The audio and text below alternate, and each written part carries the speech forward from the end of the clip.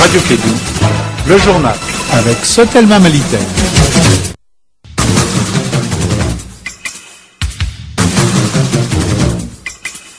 Il est 16h, mesdames et messieurs, bonsoir et bienvenue dans cette édition. Voici le sommaire. Le Mali, à l'instar des autres pays, a célébré ce matin la journée mondiale du lavage des mains au savon. Le thème retenu pour cette année au Mali pointe du doigt les maladies diarrhéiques et de la maladie à virus Ebola. 23 ressortissants maliens ont été expulsés d'Arabie Saoudite. Quelles sont les raisons de cette expulsion? Des précisions dans ce journal. Voilà, c'est tout pour le sommaire. Les détails dans un instant avec Asito Kanté et Ousmane Wile Diallo à la technique.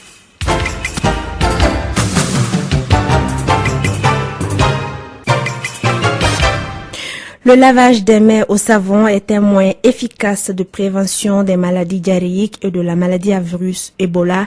C'est le thème retenu au Mali pour célébrer la journée mondiale du lavage des mains au savon. Cette 8e édition a été célébrée en commune 1 du district de Bamako. Ce choix s'explique par le taux élevé de maladies diarrhéiques dans cette commune. La journée a été présidée par le Premier ministre, chef du gouvernement Moussa Mara. Fanta Diakité nous fait le point. Le lavage des mains au savon joue un rôle clé dans la prévention de la transmission des maladies diarrhéiques, mais aussi le virus Ebola. Ibrahima Sosefal, représentant de l'OMS au Mali, chef de file des partenaires. Le lavage des mains au savon fait donc partie des pratiques essentielles de prévention et de contrôle des infections en milieu de soins et occupe ainsi une place de choix dans le programme de lutte contre les maladies infectieuses. L'hygiène, plus particulièrement le lavage des mains au savon, compte parmi les moyens les plus efficaces de lutte contre les maladies, car il est démontré que les mains constituent un véhicule très important de la transmission de germes de plusieurs maladies, dont les maladies diarrhéiques qui sont cause de plus de 3 500 000 décès d'enfants de moins de 5 ans chaque année dans le monde. La célébration de cette journée permet d'intensifier l'information et la sensibilisation sur le lavage des mains au savon pour une réduction de la morbidité et de la mortalité liées aux maladies infectieuses. Sangaré Oumumba, ministre de la promotion de la femme, de l'enfant et de la famille, représentante du ministre de la Santé, de l'hygiène publique. Tous nos efforts doivent tendre à pratiquer et à faire observer ces pratiques d'hygiène dans nos ménages par les mères et gardiennes d'enfants qui ont à charge la protection des enfants et de la famille. Ne pas observer ces pratiques d'hygiène dont le lavage des mains au savon fait courir de gros risques sanitaires à nos familles et à nos communautés. À la maison, où que l'on se trouve, nous nous devons d'enseigner les pratiques d'hygiène à nos enfants. Le thème choisi cette année, qui est « Le lavage des mains au savon est un moyen efficace de prévention des maladies diarrhéiques et de la maladie à virus Ebola » n'est pas fortuit, car cette épidémie sévit présentement dans plusieurs pays ouest africains, faisant plus de 4500 morts. Le Premier ministre Moussa Mara a saisi cette occasion pour lancer un appel à tous les Maliens pour une bonne observation de cette pratique qui est le lavage des mains au savon. Je vous propose de l'écouter. Pour faire de cette cause une cause nationale, tous nos compatriotes, qu'ils soient du nord, du sud, de l'est, de l'ouest, qu'ils soient de Bamako, qu'ils soient à l'intérieur du pays, qu'ils soient femmes, qu'ils soient hommes, qu'ils soient enfants, qu'ils soient personnes âgées, que tout le monde adopte ce comportement simple et fasse de ce comportement un compagnon de tous les jours. Que cela soit une réalité dans les familles, que ce soit une réalité à l'école, dans les structures sanitaires, partout, particulièrement à certains moments critiques. Quand on utilise les toilettes, quand on mange, quand on prépare, quand on s'occupe des enfants. Qu'on fasse en sorte que laver ses mains avec du savon soit un geste banal dans notre pays. On l'a dit, ça permet d'éviter 50% de beaucoup d'affections. Et ça fait faire des économies importantes à nos familles. On le dit souvent, mieux vaut prévenir que guérir. Et quand on peut prévenir de manière économique, en simplement adoptant ces comportements, en achetant du savon, en faisant en sorte que tout le monde utilise du savon, on peut arriver à faire des économies importantes. Donc ça veut dire que même financièrement, c'est une bonne affaire pour les familles au-delà de l'aspect santé.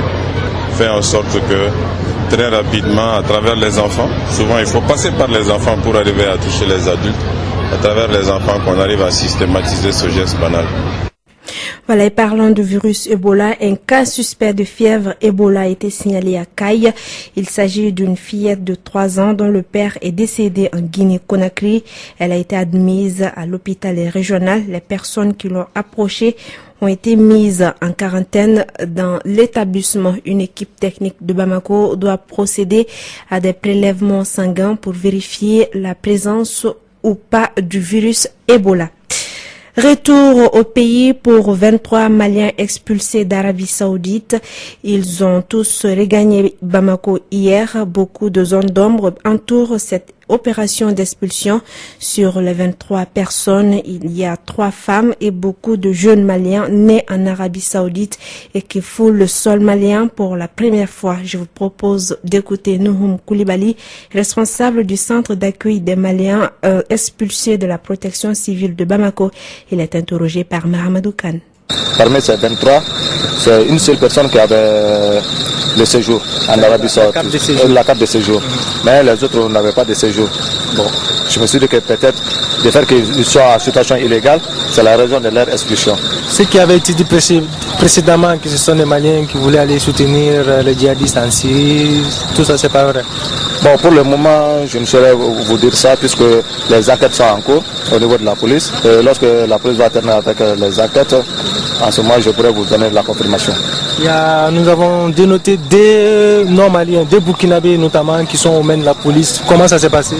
Bon, ce sont des gens qui sont venus à Bamako ici, se procurer des documents maliens pour aller en Arabie Saoudite.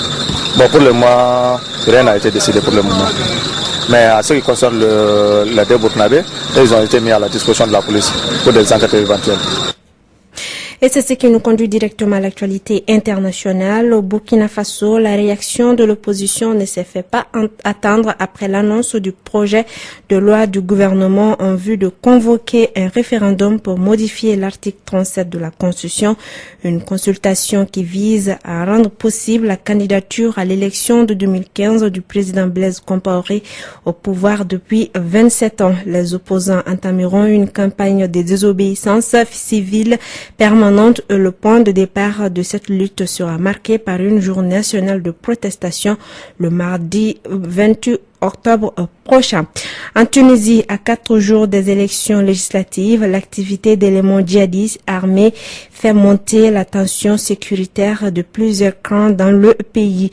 2 terroristes lourdement armés ont été arrêtés ce matin dans le gouvernorat de 12, tandis qu'une mine artisanale a fait 2 blessés parmi les militaires stationnés à Sekiet Sidi Youssef à la frontière algérienne. Mais l'attention se porte surtout sur les échanges de tirs soutenus qui ont lieu entre les forces de l'ordre et des terroristes positionnés à Chebaou, à 20 km à l'ouest de la capitale, dans l'agglomération d'Oued et Lille.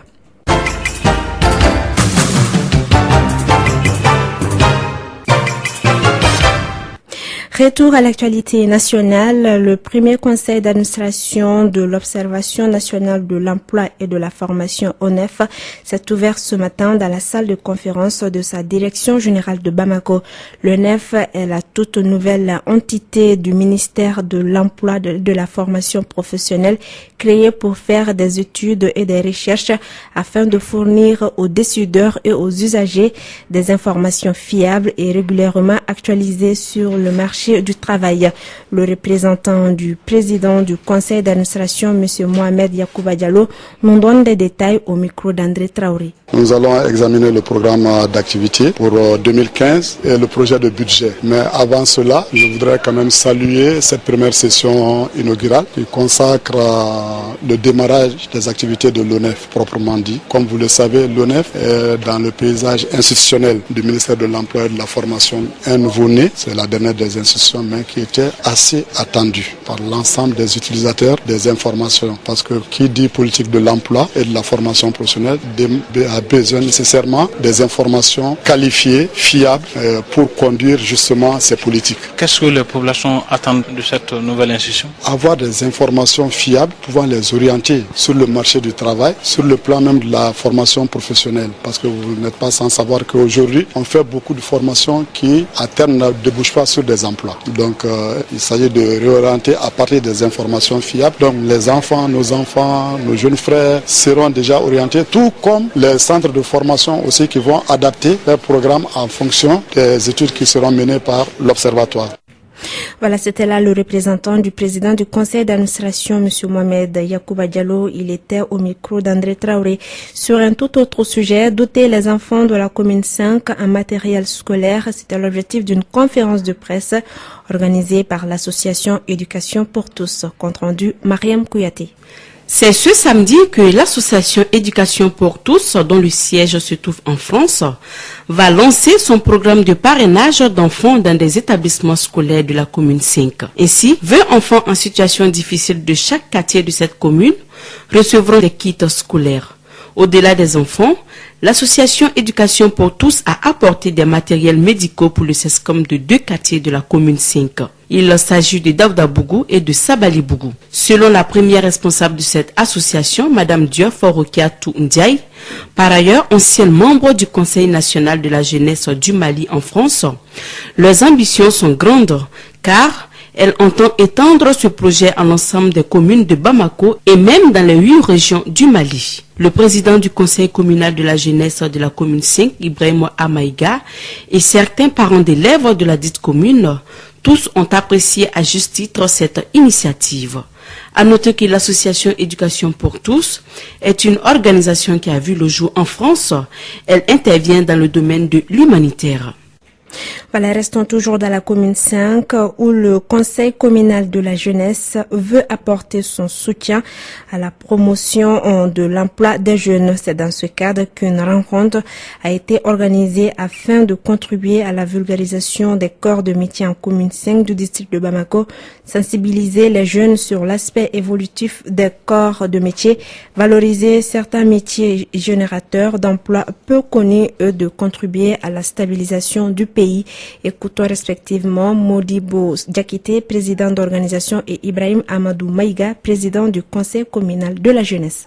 Les objectifs spécifiques de ce forum visent à sensibiliser les jeunes sur l'aspect évolutif des corps de métier, renforcer l'employabilité et l'autonomisation des jeunes et contribuer à la stabilisation du pays. Si les jeunes diplômés acceptent la reconversion et aller vers les métiers, le Mali va se développer le plus rapidement que possible.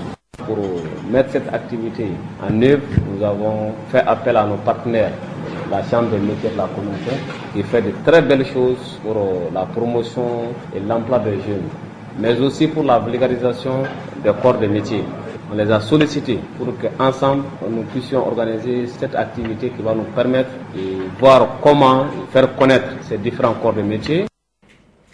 Voilà, il est exactement 16h passées de 15 minutes. C'est la fin de cette édition qui vous a été présentée par Assetou Kanté, mise en onde par Ousmane Ouele Diallo. Merci à tous de l'avoir suivi. Vous allez retrouver à 18h André Traoré pour le journal en langue bamanakan. Mais avant, tout de suite, votre émission Allo Clédou avec Yelimadi Konaté.